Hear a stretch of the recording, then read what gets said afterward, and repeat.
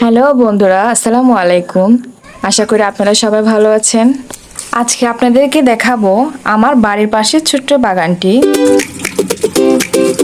এই যে দেখেন, আপনার ভাইয়ে পাট শাক রোপণ করছে। আলহামদুলিল্লাহ, এগুলো অনেকটা বড় হয়ে গেছে, খাওয়ার উপযোগী এখনো হয়নি, বড় হয়েছে। কচু শাকগুলো অনেকটা বড় হয়েছে, কচুর ফুল ধরছে ওখানে।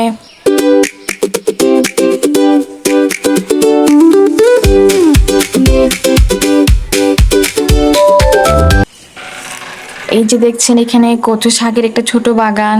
কচু শাকের উপর ছোট পানি পড়ছে, খুবই সুন্দর লাগতেছে দেখতে অনেকটা। দেখুন বন্ধুরা, এই যেটা হচ্ছে আমাদের ভেন্ডি গাছ। ভেন্ডি গাছে ভেন্ডি ধরছে, এগুলো অনেকগুলাই ধরছে।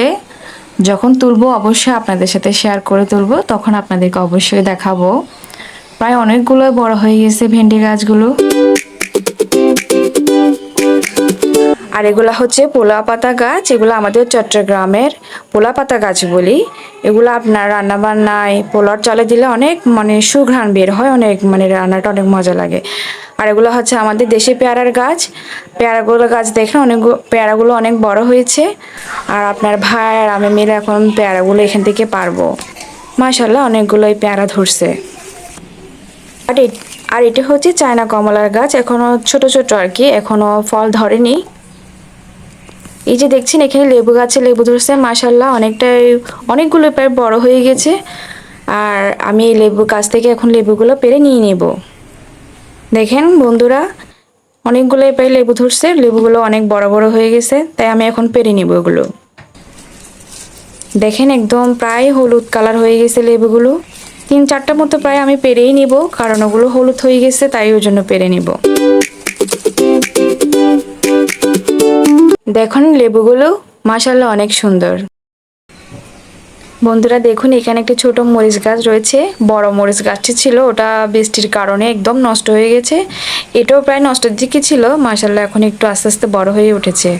আর এই পোলা পাতা গাছ থেকে আমি প্রায় সময় পোলা পাতাগুলো নিয়ে থাকি। যে দেখছেন, এটি হচ্ছে তুলসী পাতা গাছ। তুলসী পাতা এই গাছটি হচ্ছে একটু ঔষধি গুণসম্পন্ন গাছ। আর এটি অনেক আপনার কাশি বা বিভিন্ন কারণে অনেক ভালো উপকার দেয়। এই যে দেখছেন, আপনার ভাই আর আমি এই পেয়ারাগুলো পেরে নিয়েছি। ওখানে দুটি বড় বড় হয়েছে, আর ওগুলো একটু ছোট ছোট, কারণ ওগুলো প্রায় পাকা হয়ে গেছে, খাওয়ার উপযোগী হয়েছে। এই যে দেখছেন, আপনার ভাই আমার থেকে নিয়ে কাড়াকাড়ি করতেছে, সে কখন কেটে দিব, কখন খাবে, বলতেছে কেটে দেওয়ার জন্য। এই যে আমার হাতে যে এটা দেখছেন, এটা আমার ছেলেকে দিব, আর একটা পেয়ারা হচ্ছে আমার মেয়েকে দিব। দুইটা দুইজনকেই দিব। আর এই যে দেখছেন, লেবু পেরে নিলাম।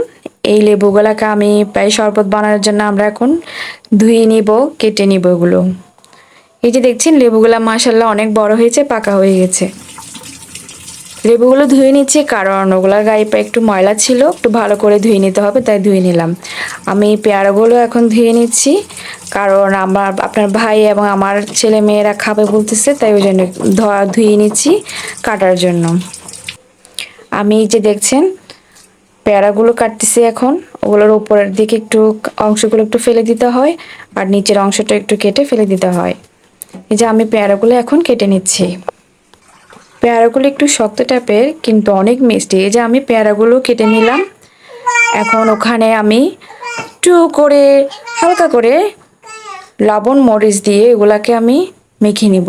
এই যে আমি মরিচ দিয়ে দিলাম এখন, তারপরে একটু সামান্য করে একটু লবণ দিয়ে দিব, একটু মরিচটা একটু বাড়িয়ে দিলাম। এখন লবণটা দিয়ে দিব। তারপর হচ্ছে বন্ধুরা, এগুলাকে আমি এখন মেখে নিব। এই যে দেখছেন, আমি এগুলাকে এখন একটু মেখে নিচ্ছি, কারণ একটু মজা লাগার জন্য। না মাখলে তো একটু মজা লাগবে না।